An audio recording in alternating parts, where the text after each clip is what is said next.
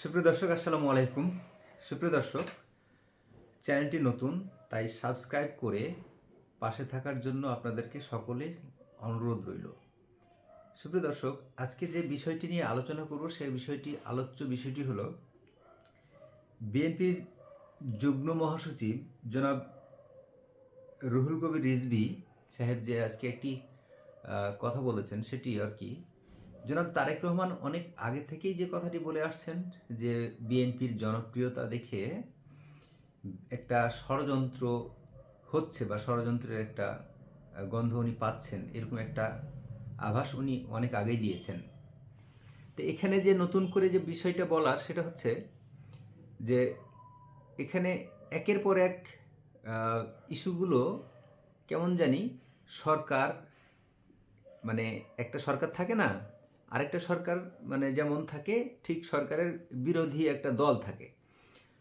তো বিএনপি এবং বর্তমান অন্তর্বর্তীকালীন সরকার যেন একটা সরকার এবং একটি বিরোধী দল এরকমভাবে একটা আবির্ভূত হয়েছে, ঠিক এরকম একটা ঘটনা। তো সেই প্রেক্ষিতে বিএনপি যে মন্তব্যগুলো করছে বা বিএনপির যে কথাবার্তাগুলো, সে কথাবার্তাগুলো কোথা থেকে কি আসছে বা কেন আসছে, অ্যাকচুয়ালি জনাব তারেক রহমান বিচক্ষণ একজন রাজনীতিবিদ, এখন অনেক ম্যাচিউর্ড একজন রাজনীতিবিদ। উনি অনেক আগে থেকেই উনি টের পাচ্ছিলেন, বিশেষ করে যে যখন সরকারটি গঠন করা হয়, সরকারটি গঠন করার পরে যখন বিএনপির বিষয়গুলো বা বিএনপির যে ইস্যুগুলো সরকার আমলে নিচ্ছিল না প্রায়, তারপর থেকে মানে বিএনপির সাথে সরকারের একটু কোথাও যেন একটা দূরত্ব তৈরি হয়। এবং যেমনটি আমাদের প্রধান উপদেষ্টা ডক্টর মোহাম্মদ ইউনূস স্যার বলেছিলেন যে উনি ছাত্রদের দ্বারা অ্যাপয়েন্টেড। তো যেহেতু ছাত্রদের দ্বারা অ্যাপয়েন্টেড, তাহলে ছাত্র এবং সরকার কোথাও যেন একটা কেন্দ্রে গিয়ে মিলিত হয়ে যায়। তো এই যে ঘটনাগুলো, এই ঘটনাগুলো অ্যাকচুয়ালি ওই যে ম্যাটিকুলাসলি ঘটতেছে। বিএনপিকে মাইনাস করার ফর্মুলা বিএনপি বলে আসতেছে, আবারও 1-11 সরকারের মতো একটা ঘটনা ঘটতে যাচ্ছে। এখন 1-11 সরকার যে ঘটনাটি ঘটাতে চেয়েছিল সেটা হচ্ছে -2, এই ফর্মুলা। তো -2 ফর্মুলা সেই সময় কার্যকর করা যায়নি। এখানে এখন যেহেতু খুবই ইজি একটা প্রসেস, কারণ আওয়ামী লীগ তো এমনিতে মাইনাস হয়ে গেছে, সুতরাং আওয়ামী লীগ যদি মাইনাস হয়ে যায়, মাঠে থাকে শুধু জনপ্রিয় দল বিএনপি। এখন বিএনপিকে কেন টার্গেট করছে দেখেন, বিএনপিকে টার্গেট বা বিএনপির উপরে যে ষড়যন্ত্রটি চলছে, বিএনপি এটা আগের একটি ঘটনাকে কেন্দ্র করে চিন্তা করছে যে গত 15 বা 18 বছর ধরে বিএনপিকে ভাঙার অনেক ধরনের কৌশল বা ষড়যন্ত্র হয়েছিল। সেই ষড়যন্ত্রটা যখন সফল হয়নি, বিএনপি অনেক কাঠখড় পুড়িয়ে যখন একটা ইউনিটি নিয়ে এই পর্যায়ে একটা জনপ্রিয় দল হয়ে এসেছে, গণতান্ত্রিক বিভিন্ন সংগ্রাম করতে করতে যখন এই পর্যায়ে এসেছে, তখন কোথাও যেন বিএনপিকে এই গণ অভ্যুত্থানের স্টেক হোল্ডার থেকে তারা মাইনাস করতে চায়। তারা যেন এটা মনে করতে চায়, বর্তমান সরকার কিংবা যারা কিনা ছাত্র প্রতিনিধি আছেন, তারা মনে করতে চায় যে বিএনপির এখানে তেমন কোনো দায় বা তেমন কোনো স্টেক নেই। সুতরাং বিএনপিকে এখানে মাইনাস করার ফর্মুলাটা হবে, এটা খুব স্বাভাবিক কথা। কারণ হচ্ছে যে বিএনপি সম্পূর্ণভাবে একটি 71-এর চেতনা ধারণকারী একটি দল, মুক্তিযুদ্ধের চেতনায় বিশ্বাসী একটি দল।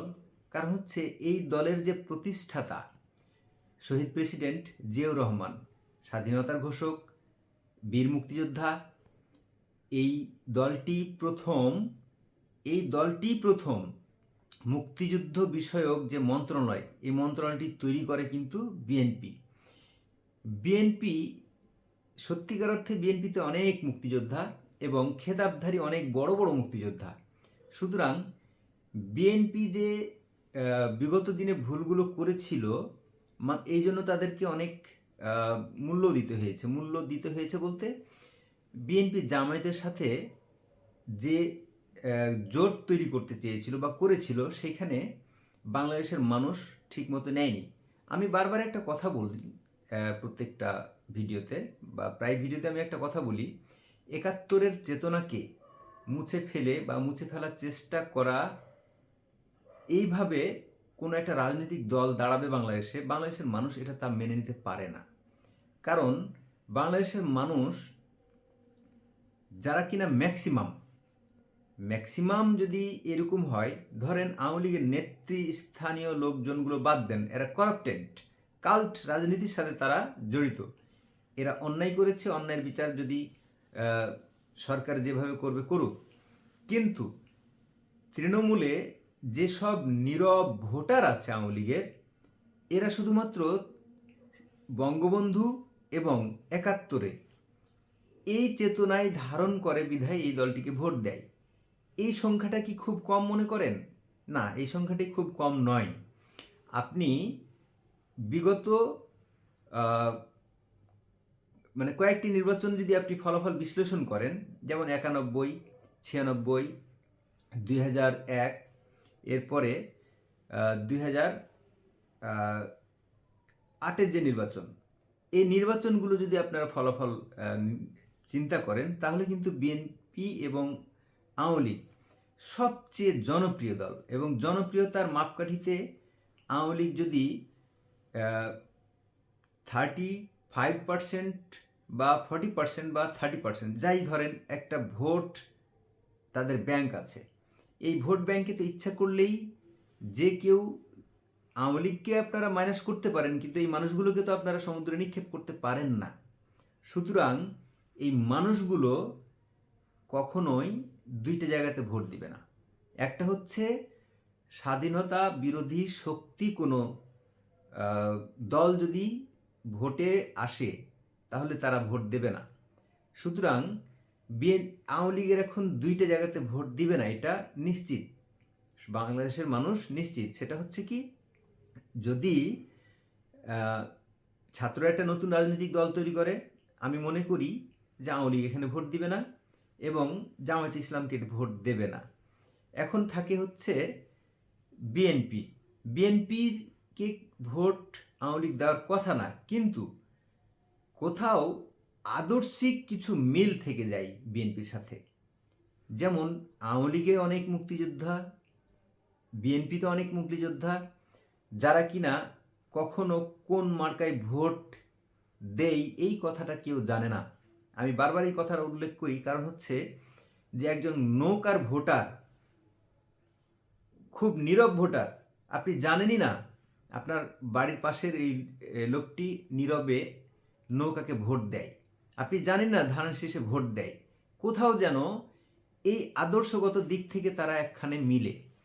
তাই তো কোথাও এই একটা ৭১-এর চেতনার মানে বিরোধী কিছু শক্তি বাংলাদেশে যারা আছে, বাংলাদেশের এই শ্রেণীটা মনে করে যে বিএনপিকে যত রকমই তারা করুক না কেন, মানে বিএনপি যত রকমই কিছু করুক না কেন, বিএনপি স্বাধীনতা সপক্ষের একটি দল। সুতরাং ভবিষ্যতে যদি একটা সুষ্ঠু, ফেয়ার, ইনক্লুসিভ যদি নির্বাচন হয়, একটা পরিচ্ছন্ন নির্বাচন হয়, তাহলে বিএনপি এখানে ক্ষমতায় যাবে।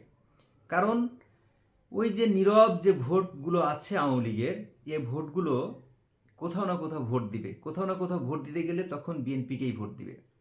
আর এই জনপ্রিয়তাটা বিএনপি বুঝতে পেরেছে, এবং বিএনপি তাদের ইদানিংকালের যে কার্যক্রম তাতে বুঝিয়ে দিচ্ছে তারা অনেক ম্যাচিউরড, স্মার্ট রাজনীতি করছে।